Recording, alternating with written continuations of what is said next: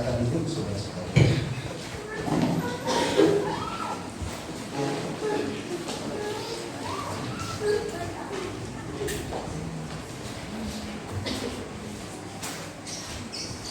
Mari Bapak Ibu dan Saudara, kita membaca firman Tuhan hari ini di dalam Mazmur 127 ayat 1 dan ayat yang kedua. Mazmur 127 ayat 1 dan ayat yang kedua. Mari kita baca bersama-sama. Mazmur 127 ayat 1 sampai dengan ayat yang kedua. Kita baca bersama-sama. Demikian firman Tuhan. Nyanyian ziarah Salomo. Jikalau bukan Tuhan yang membangun rumah, sia-sia usaha orang yang membangunnya. Jikalau bukan Tuhan yang mengawal kota, sia-sia pengawal berjaga-jaga. Sia-sia kamu bangun pagi-pagi dan duduk-duduk sampai jauh malam, dan makan roti yang diperoleh dengan susah payah, sebab ia memberikan kepadanya yang dicintainya pada waktu tidur. Amin. Berbahagialah kita saudara-saudara yang telah membaca firman Tuhan pada sore hari ini, dan kita adalah orang yang lebih berbahagia yang percaya dan melakukan firman Tuhan. Saudara, ada seorang yang bernama Dr. Richard Theo Keng-siang. Beliau adalah seorang yang sukses dengan luar biasa di dalam bidangnya sebagai seorang dokter kecantikan. Barangkali mungkin pernah saudara mendengar seorang yang sangat terkenal dokter kecantikan, yaitu Dr. Richard Theo Keng-siang. Nah, saudara, dia seorang yang sukses dalam pekerjaannya, yang memiliki kekayaan yang sangat luar biasa. Di usia 40 tahun, dia masih single. Dia juga seorang laki-laki yang cakep, ganteng, dan dia juga adalah seorang yang menyukai olahraga fitness. Hampir setiap hari, saudara-saudara, dia berolahraga fitness untuk menjaga kesehatan tubuhnya. Lalu pada suatu hari dia diajak pergi ke ibadah.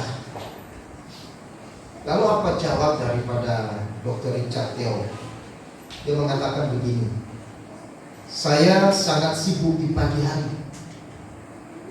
Suruh gereja itu diundurkan kebaktiannya jadi jam 2 siang. Baru saya datang. Dia sangat arogan karena dia merasa memiliki segalanya. Lalu kemudian dia berkata, coba, apa yang Tuhan bisa lakukan untuk membuat aku pergi ke gereja? Maret tahun 2012, saat Richard ini sedang fitness, ia merasa saudara-saudara punggungnya tidak nyaman. Setelah diperiksa, ternyata ia terkena kanker stadium 4. Dia kaget dan tidak percaya. Dia menyalahkan Tuhan. Mengapa di saat ia sedang di atas puncak kesuksesannya, Tuhan memberikan ujian yang berat? Tetapi syukur bahwa Richard dia sadar bahwa hanya ini satu-satunya cara Tuhan untuk membuat dia sadar. Dan tanggal 16 Oktober 2012, Dr. Richard Theo Keng-siang meninggal dunia di usia 40 tahun. Sebelum dia meninggal, sempat saudara dia merekam kesaksiannya.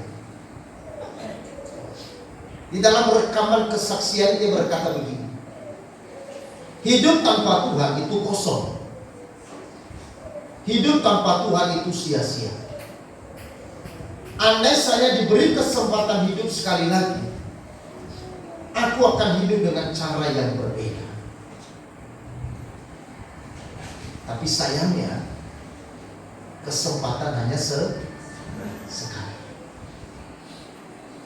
Saudara, kadang manusia baru sadar ketika Tuhan membawa mereka pada satu titik yang mereka tidak kehendaki. Kadang manusia yang arogan, manusia yang seolah-olah tidak ada gunanya Tuhan, tidak butuh Tuhan, tidak perlu Tuhan, dibawa pada titik yang paling rendah, di mana mereka sudah tidak lagi bisa mengatasi secara manusia.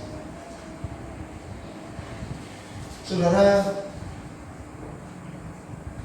begitu banyak manusia yang seolah-olah dalam hidupnya itu Tuhan itu tidak ada gunanya, Tuhan tidak ada artinya, sehingga saya tidak harus mencari Dia dan datang kepada Dia dan menjadikan Dia Tuhan dan Juru Selamat. Misalkan saja saudara-saudara Thomas Andrews. Thomas Andrews, saudara tahu, dia adalah seorang pembuat kapal Titanic tahun 1912. Saat kapal itu dibuat, karena itu kapal yang pertama di dunia yang begitu besar, dengan sombongnya saudara, kemudian Thomas Andrews berkata, kapal ini tidak akan pernah tenggelam, bahkan oleh Tuhan sendiri. Tetapi tidak lama kemudian, kapal yang menjadi kebanggaannya, kapal yang terbesar di dunia pada saat itu, tenggelam karena dia menabrak bongkahan es.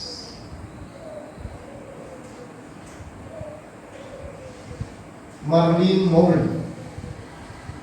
pernah berkata, ketika dia ditanya oleh Billy Graham datang bicara kepada dia untuk dia menerima Yesus sebagai Tuhan dan Juru Selamat. Tetapi apa kata Marlene, seorang artis terkenal di Amerika? Dia katakan apa? Saya tidak butuh Yesusmu. Saya tidak butuh Yesusmu. Itu kata-kata Marlene kepada pendeta Billy. Tak lama berselang, dia meninggal dunia di apartemen. Misalkan lagi John Lennon, seorang artis terkenal dan seorang penulis lagu yang begitu bagus,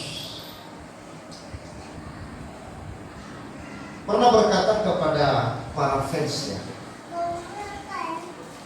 siapa yang akan tenggelam terlebih dahulu?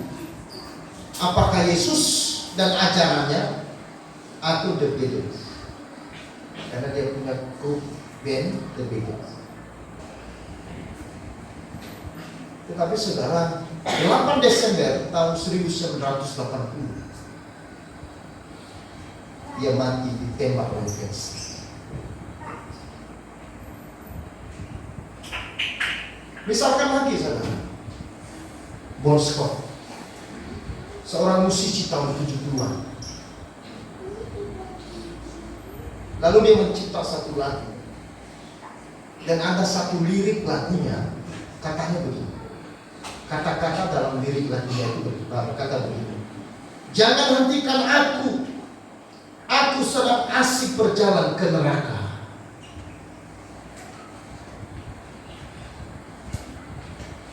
Jadi dia menantang Tuhan. Lalu kemudian tidak lama setelah itu dia meninggal dunia karena tersendak dengan muntahnya sendiri. Ada begitu banyak contoh-contoh saudara, orang-orang yang merasa seolah-olah tidak butuh Tuhan.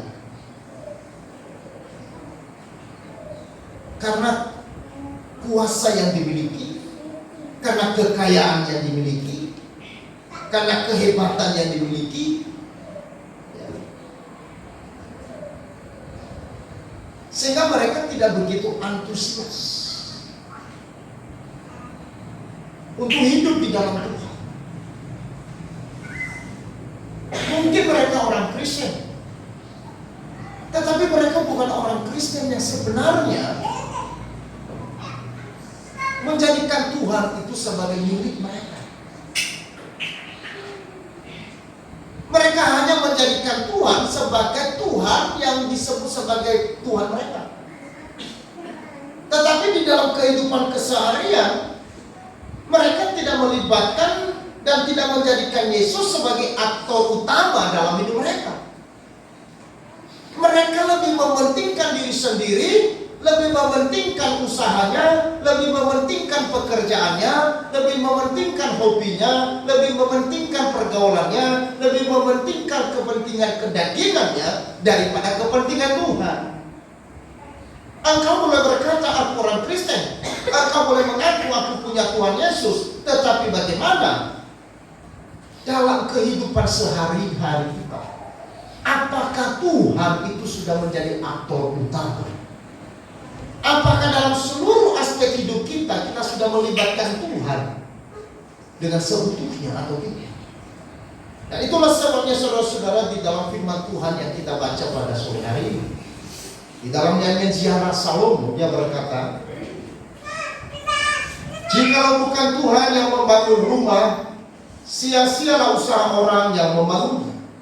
Jikalau bukan Tuhan yang mengawal kota, sia-sialah pengawal berjaga-jaga. Sia-sialah kamu bangun pagi-pagi dan duduk-duduk sampai jauh malam, dan makan roti yang diperoleh dengan susah payah, sebab yang memberikannya kepada yang dicintainya pada waktu tidur. Saudara-saudara, Salomo di masa tuanya, dia sadar betul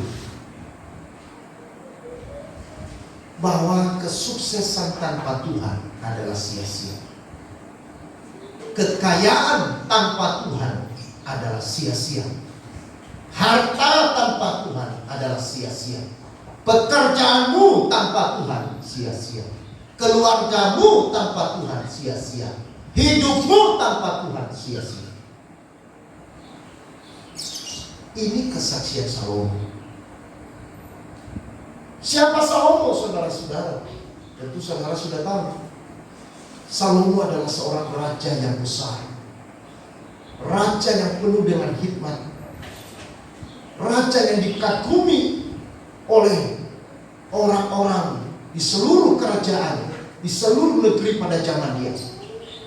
Salomo adalah seorang raja yang kaya, bahkan sampai hari ini tidak ada manusia yang melebihi kekayaan Salomo. Salomo adalah orang yang memiliki pengetahuan yang hebat, seorang penyair yang hebat, seorang sastrawan yang begitu hebat. Dia juga adalah seorang laki-laki yang tampan, perawakannya yang elok, parasnya yang elok, sehingga memikat hati seluruh wanita di seluruh dunia. Itu sebabnya saudara-saudara, setiap wanita yang melihat kepada Salomo, mereka jatuh cinta. Itu artinya Salomo ini laki-laki yang ganteng, cakep. Tidak heran saudara-saudara, wanita di sekelilingnya bukan 1, 2, 3.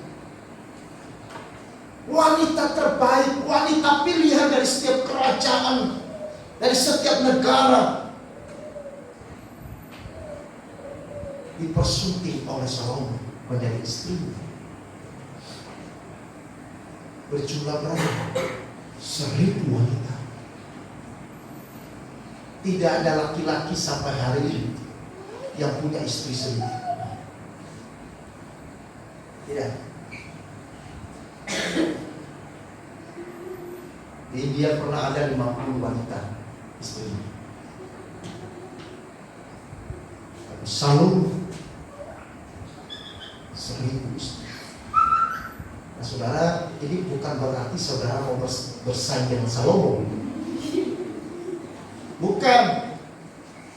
Yang mau dikatakan oleh Salomo bahwa dia melakukan semuanya itu tanpa Tuhan, bukan di dalam Tuhan. Dia sampai mengumpulkan istri 1000 karena dia hidup tanpa Tuhan. Dia hidup dalam kedagingannya. Dia mengikuti jalan pikirannya sendiri. Tetapi pada akhirnya dia sadar bahwa semuanya itu tidak ada artinya. Dan semuanya itu adalah sia-sia. Itulah sebabnya saudara, di dalam kitab Pengkhotbah yang ditulis oleh Salomo sendiri, kitab itu dimulai dengan kata apa? Kesia-siaan belaka. Kata Salomo, kata Pengkhotbah, kesia-siaan belaka. Dia membuka kitab Pengkhotbah dengan kesia-siaan. Nah, saudara, berbahagialah saudara jemaat Betel, karena saat ini materi yang kita belajar tiap hari Kamis sampai saat ini yaitu mengeksposisi, yaitu kitab Pengkhotbah. Kemarin kita sudah belajar sampai dengan pasal yang ke-9. Di pasal 9 dalam kitab Pengkhotbah, Salomo mengatakan bahwa semua manusia ini sama. Apakah itu orang baik, orang jelek, apakah itu orang benar, orang fasik, semua sama. Apa persamaannya? Semua manusia menuju kepada kematian.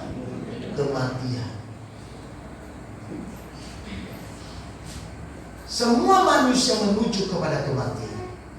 Lalu kemudian dikatakan di situ bahwa waktu Tuhan tidak ada satupun manusia yang berkhidmat sekalipun yang bisa mengetahui waktunya Tuhan. Tidak ada satu manusia yang punya ilmu yang hebat sekalipun, punya pendidikan yang hebat sekalipun, yang bisa mengetahui tentang hari kematiannya.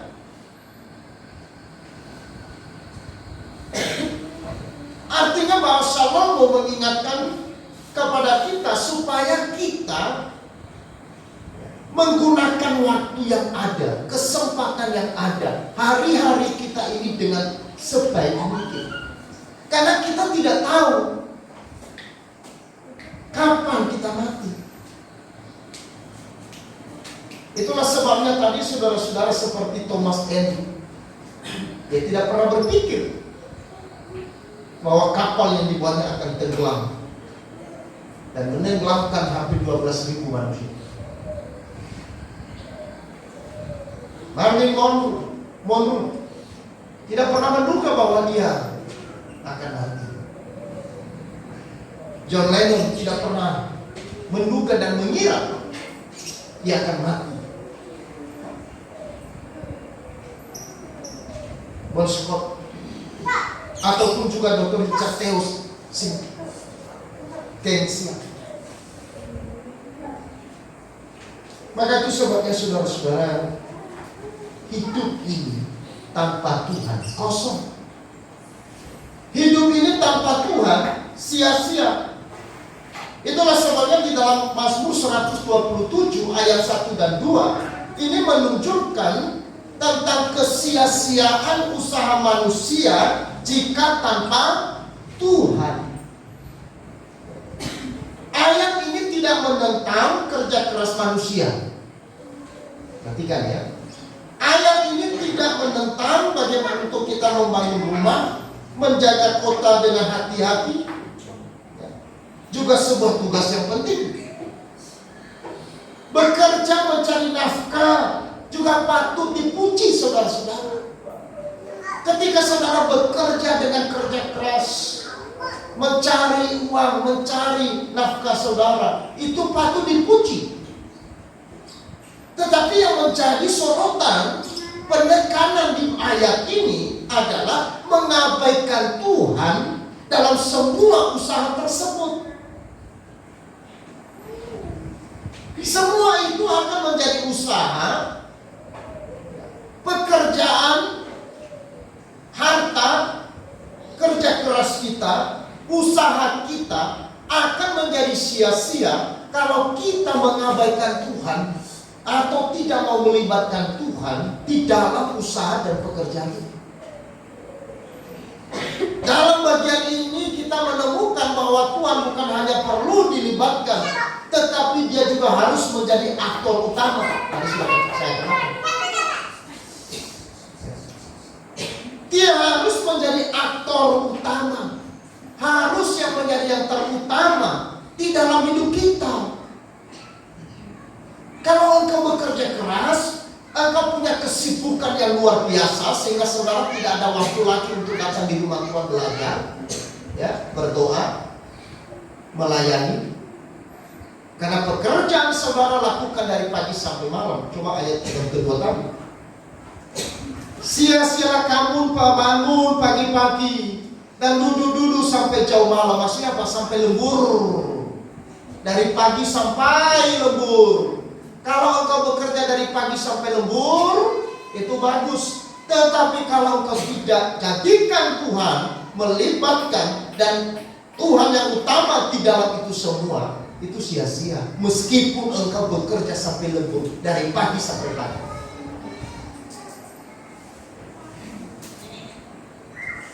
Saudara-saudara, ini serius. Sering kita berdalih, saya tidak ada waktu. Ada persekutuan, ada Bible study, tidak ada waktu. Terlalu capek, terlalu sibuk bekerja. Lalu apanya Tuhan?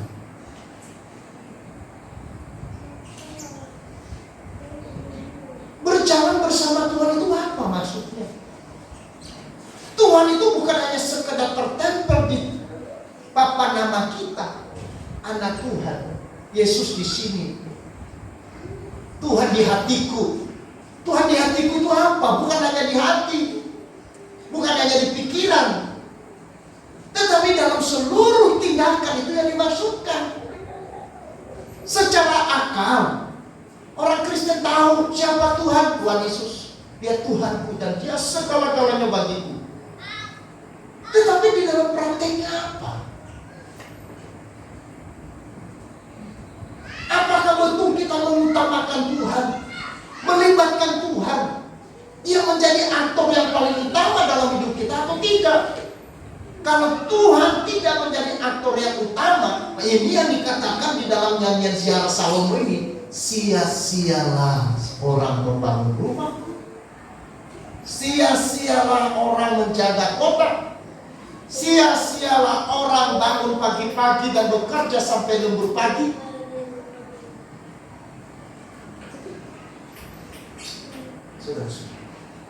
Karena hasilnya adalah hanya kecapean. Saudara yang sudah belajar kitab Khotbah kan sudah tahu, ya kan? Hasil dari semuanya itu apa, saudara? Hanya kelelahan. Kalau tanpa Tuhan, saudara, seluruh yang kita kerjakan, seluruh yang kita hasilkan, itu hanya menghasilkan kelelahan. Coba, saudara saudara bekerja pagi sampai malam, hasilnya apa? Lelah kan? Lelah saja. Besok bangun pagi-pagi, bekerja pagi-pagi, berangkat pagi-pagi subuh, lalu kemudian terus, sampai terus. Lelah kan? Bukan itu yang ditentang di situ. Itu patut diberikan apresiasi orang yang bekerja keras, bisa mengerti. Jangan kemudian saudara juga berpikir nanti, oh kalau begitu ya, mulai besok saya bangun jam 10 ya. Karena kemarin sudah baca firman Tuhan. Ya, bukan. Di dalam kerja keras kita itu maksudnya kita harus libatkan Tuhan. Di dalam kita bekerja, kita harus melibatkan Tuhan dan kita bekerja untuk Tuhan. Jangan pada diri kita sendiri sehingga kemudian kita tidak ada waktu untuk Tuhan.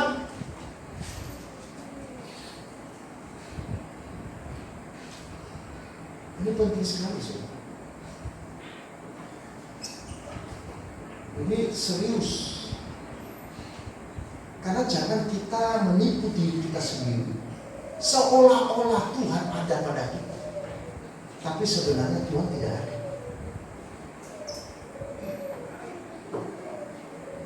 Seolah-olah kita hidup bersama dengan Tuhan, padahal Tuhan tidak ada. Kita kosong. Hati kita lebih konsentrasi kepada pekerjaan kita. Kita lebih mencintai apa yang dikerjakan oleh tangan kita sehari-hari daripada Tuhan. Ini terbalik. Karena aku mencintai Tuhan, maka aku bekerja dengan keras. Bisa mengerti? Karena aku mengasihi Tuhan, maka aku melayani dengan maksimal. Karena aku mencintai Tuhan, maka itu saya harus sebagai anak sekolah belajar dengan sungguh-sungguh. Jangan dibalik.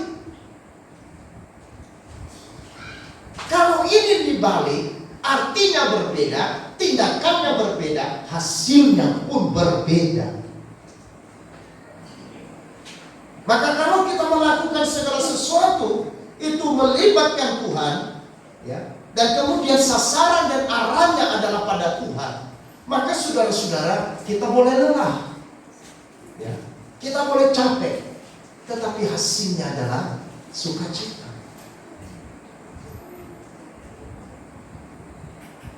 Karena kita melakukannya seperti pada Tuhan. Saya bekerja, saya sungguh-sungguh bekerja, rajin bekerja di tempat pekerjaan. Karena saya sebagai anak Tuhan, saya harus jujur, saya harus bertanggung jawab, saya harus bekerja dengan serius. Jadi bukan pekerjaan itu yang saya pandang, tetapi waktu saya bekerja yang saya pandang siapa? Tuhan yang memberi tanggung jawab, Tuhan yang memberi mandat. Kalau saudara bekerja karena uang, maka saudara akan pulang dengan letih dan lelah. Ini yang disebut sia-sia. Tapi kalau saudara bekerja, berusaha, melayani karena mengasihi Tuhan, engkau akan pulang dengan sukacita. Engkau akan pulang dengan kekuatan. Karena pekerjaan yang dilakukan dengan kasih itu mendapatkan kekuatan.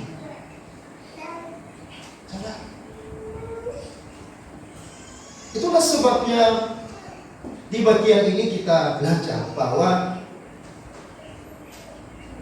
jika bukan Tuhan yang memberkati kita, seberapa keras pun usaha kita tidak akan membuat hidup kita berhasil. Jikalau bukan Tuhan yang campur tangan, sia-sialah semua usaha kita.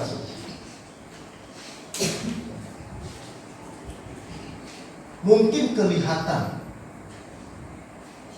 dalam waktu dan sesaat, tetapi kalau Tuhan tidak di dalam, itu sia-sia.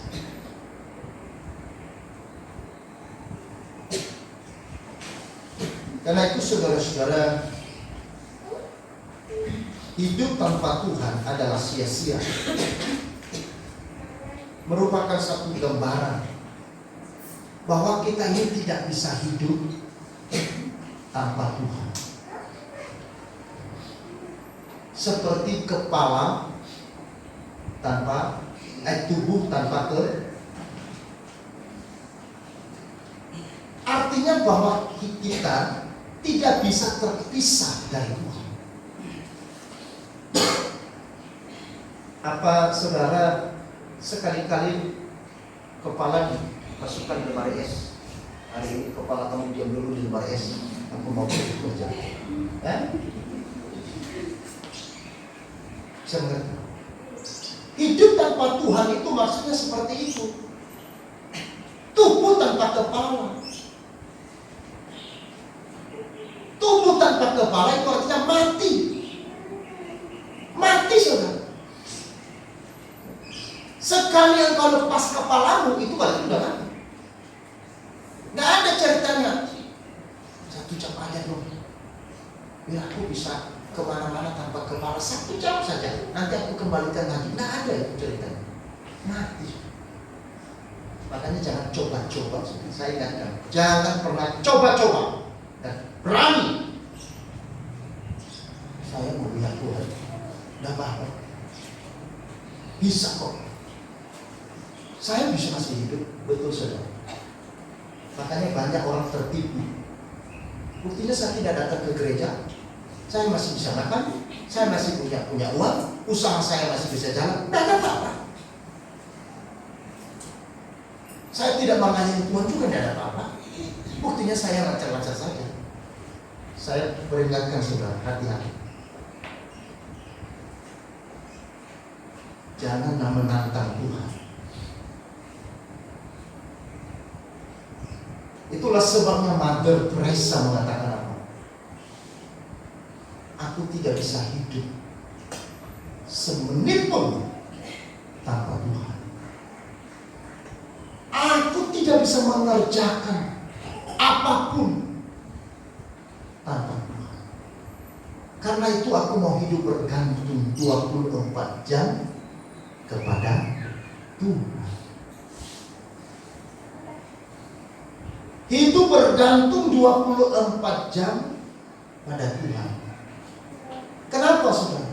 Karena Mother Teresa menyadari bahwa dia tidak bisa hidup tanpa Tuhan.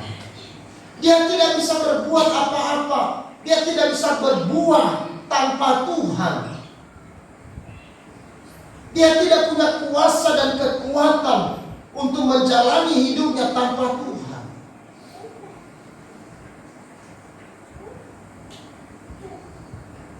Saudara-saudara,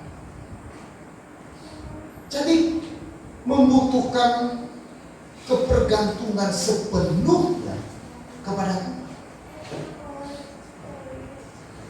Sama seperti ranting tidak bisa hidup tanpa pokok, ya kan?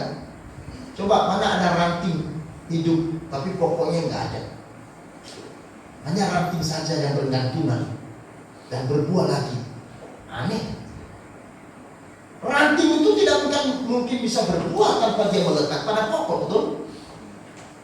Artinya saudara bahwa kita tidak bisa hidup tanpa Tuhan. Apalagi kita bisa berbuah. Kita bisa berbuah, kita bisa kuat hanya ketika kita melekat pada pokok. Demikian juga ikan tidak bisa hidup tanpa air. Makanya kalau saudara tangkap ikan di laut, lalu jadikan mainan di lantai, ayo ikan berenang, yuk, nggak bisa. Karena itu bukan dunianya dia. Karena ikan hidup di mana? Di air. Di air. Saudara, meskipun taruh dia di atas lantai yang bagus, ya, kamu tidurkan dia di sebuah tempat tidur yang mewah, ikan mati. Karena dia tidak butuhkan ranjang yang empuk untuk ikan. Dia tidak butuhkan alas emas untuk dia hidup. Dia butuhkan air. Yang dibutuhkan manusia ini apa untuk dia hidup?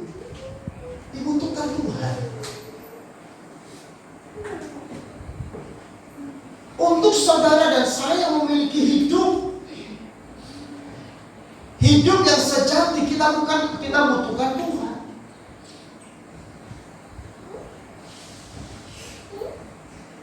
Nasi jagung sagu itu hanya makanan untuk fisik yang sifatnya sementara. Memberi kehidupan yang sifatnya sementara tidak bertahan.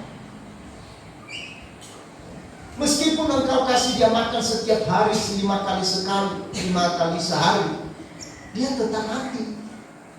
Tubuhnya tetap mati. Bahkan kalau sering-sering makan pun juga mungkin lebih cepat mati. Apalagi kalau dia kasih makanan yang enak terus. Ya kan? Manusia butuhkan apa, saudara? Butuhkan Tuhan.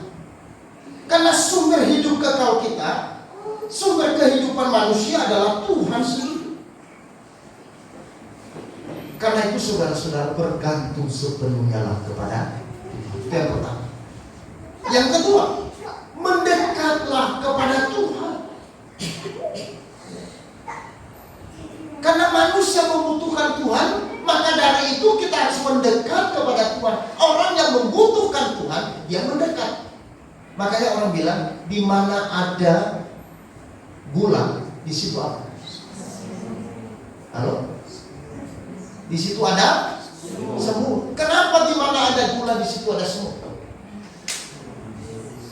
Hah? Karena semut membutuhkan gula. Apakah gulanya yang mendekati semut atau semut yang mendekati gula? Coba ayo. Hah? Gulanya yang mendekati semut. Semut mendekati gula. Sekarang saya tanya dengan serius. Tuhan butuh saudara atau saudara butuh Tuhan?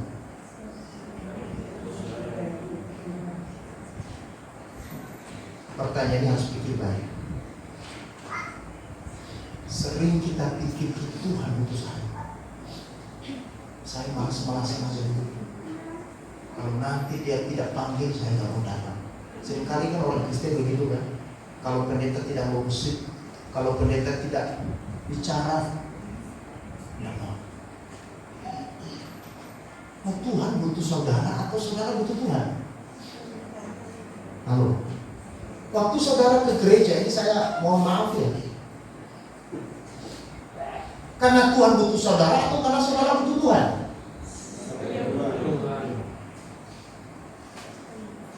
Karena saudara dan saya butuh Tuhan. Karena kita butuh Tuhan, maka kita lakukan apa? Menjauh dari Tuhan atau mendekat kepada Tuhan? Mendekat pada Tuhan. Maka orang yang tidak butuh Tuhan, dia menjauh dari Tuhan. Ini yang disebut hidupnya tanpa Tuhan. Orang yang hidup tanpa Tuhan adalah orang yang menjauh dari Tuhan. Amin. Tapi orang yang membutuhkan Tuhan adalah orang yang mendekati Tuhan. Orang yang datang dalam hadirat Tuhan. Orang yang merindukan hadirat Tuhan. Orang yang terus mencari wajahnya Tuhan dalam apapun. Bukan saat saya butuh. Aduh, ini saya punya perkebunan. Ini pajak sudah ultimatum kemarin. Aduh, ini kalau putus, mati aku. Saya nggak bisa bayangkan nasib saya bagaimana. Karena dia satu-satunya orang yang aku cintai. Aku nggak kuat lagi bagaimana. Maka saya datang ke gereja. Ya Tuhan, Engkau tahu pergumulan. Mati aku. Tanpa dia mati aku. Aku nggak tahu dengan hidupku. Kalau dia sampai tinggalkan saya tidak tahu. Aku harus bagaimana. Tuhan bilang gombal.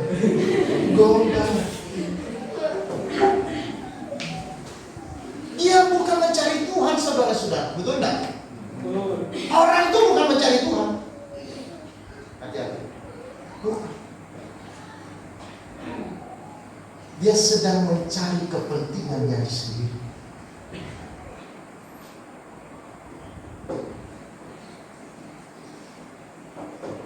Hati-hati saudara. Kelihatannya tipis-tipis, beda tipis kan? Kelihatannya sedikit rohani kan? Makanya banyak pengajaran-pengajaran yang hanya membawa sampai di sana. Ya kan? Lihat dulu motivasinya. Lihat dulu motivasinya apa? Apakah karena dia memang membutuhkan diri Tuhan? Bahwa tidak ada yang aku butuhkan selain dari Tuhan. Seperti yang dikatakan oleh Asaf. Tidak ada lagi yang kuingini di bumi selain Tuhan. Padahal sebelumnya Asaf itu orang yang iri. Bahkan sampai dia mengatakan, sudahlah, aku tidak mau melayani Tuhan lagi. Percuma. 24 jam aku di dalam gereja melayani Tuhan. Aku sudah serahkan totalitas hidupku, tapi hidupku kok sengsara. Itu orang yang tidak percaya Tuhan, orang yang jahat, orang yang melakukan kejahatan. Hidupnya lancar, hidupnya makmur, hidupnya tidak sakit. Tapi aku ini loh setiap hari bergumul dengan hidup, bergumul dengan apa yang aku makan, bergumul dengan segala macam. Dan seolah-olah doaku tidak dijawab oleh Tuhan. Aku terus berdoa, meminta, terus berseru. Tuhan tidak jawab. Tapi itu orang yang betul-betul jahat. Bahkan orang yang tidak tahu Tuhan. Apa yang dia minta kelihatannya terjawab. Ini Asaf, saudara. Di dalam Mazmur 73, saudara nanti coba baca. Tetapi syukur pada Tuhan, Asaf tidak jatuh dalam pikirannya yang jahat. Tetapi kemudian ayat 25, 26 dalam Mazmur 73 itu, Asaf memberikan pengakuan iman yang luar biasa setelah dia mengerti bahwa jalan hidup orang benar, jalan hidup orang fasik, akhir hidup orang benar dan akhir hidup daripada orang fasik berbeda. Memang jalan hidup orang yang fasik dibiarkan berjalan di tempat yang licin, tidak ada masalah, dan kelihatannya sekejap begitu luar biasa, makmur, lancar semuanya. Tetapi Tuhan tempatkan di tempat yang licin, di jalan yang lurus, tetapi di ujungnya adalah apa? Jurang kebinasaan. Orang benar, anak-anak Tuhan memang jalannya bukan di jalan yang licin. Anak-anak Tuhan ditempatkan di jalan yang berbatu-batu, di jalan yang berbelok-belok, di jalan yang naik turun. Supaya apa? Supaya anak-anak Tuhan dalam hidup ini hati-hati, tidak blok.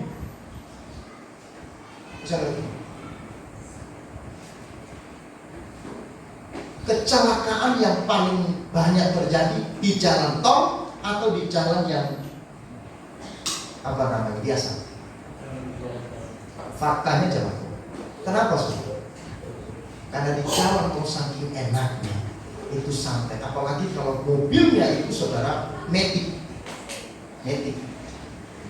Waduh, santai. Itu makanya ngantuk.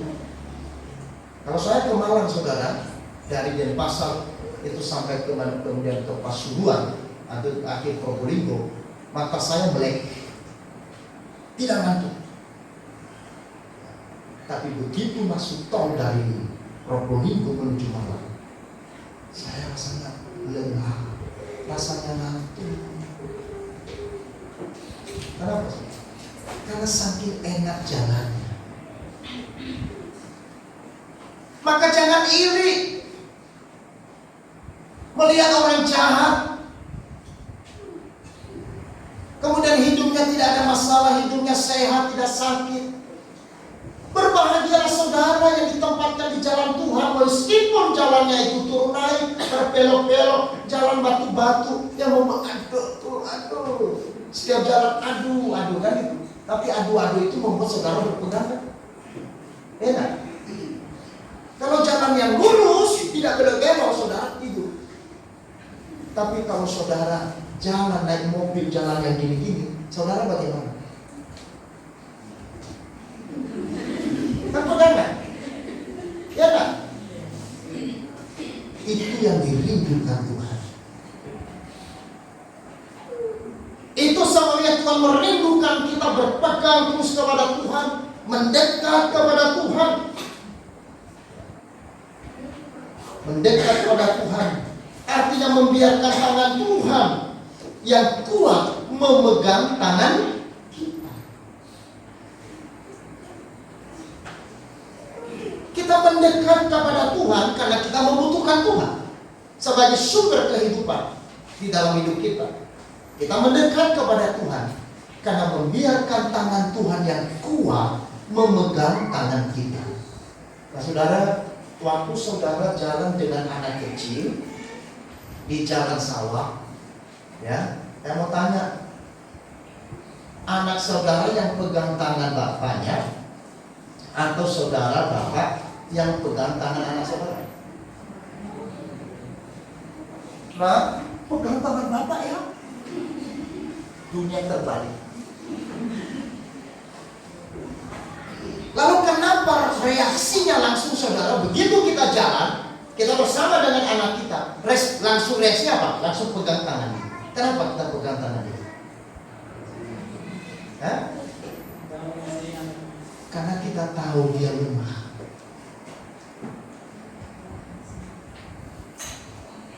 Orang yang lemah, orang yang tidak kuat, harus dipegang oleh tangan yang kuat. Saudara dan saya adalah manusia yang lemah. Saudara dan saya adalah manusia yang gagal. Saudara dan saya adalah manusia yang kadang-kadang mengeraskan hati, meskipun di dalam pikiran tahu kebenaran. Sebenarnya kita tahu yang baik, tetapi ego yang membuat kita mengeraskan hati. Kita tidak tunduk, kita tidak mau taat, padahal itu kebutuhan kita. Kita berpikir kebutuhan pendeta. Coba saudara, kalau misalkan saudara mau belajar Bible study, itu kebutuhan saya atau kebutuhan saudara?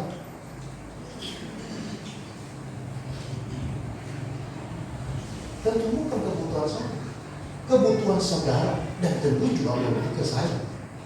Saya pribadi belajar juga. Semua belajar bersama-sama. Saya berdiri di sini bukan sedang mengatakan bahwa saya lebih dari saudara.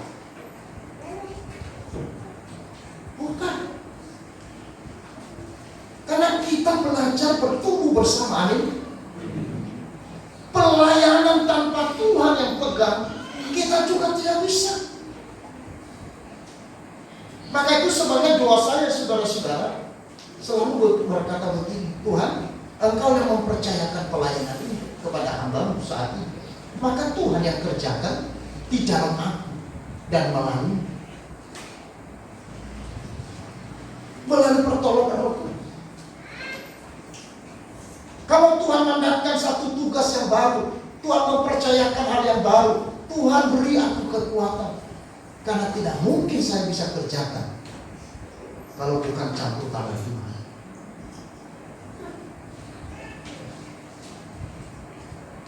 Kita ini punya pergumulan yang sama, punya pergumulan, punya kesulitan juga, punya juga masalah. Sehari-hari kita bergumul dengan keadaan kita. Itulah sebabnya saudara, kita membutuhkan Tuhan.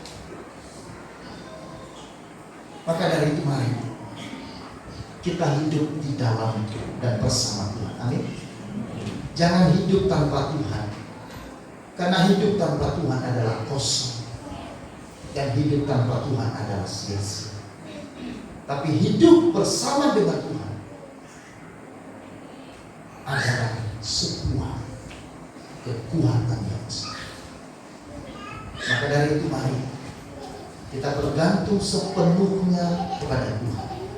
Dan yang kedua, marilah kita mendekatkan diri kepada Tuhan, karena kita butuhkan Tuhan selalu, setiap saat, setiap waktu, di setiap musim kehidupan kita. Karena kita tidak bisa hidup dan kita tidak bisa berhasil, dan semua yang kita lakukan akan menjadi sia-sia kalau Tuhan tidak campur. Oleh karena itu mari saudara-saudara, kita menjadi orang-orang yang hidupnya bergantung sepenuh pada Tuhan, dan menjadi orang-orang yang terus mendekat kepada Tuhan setiap saat.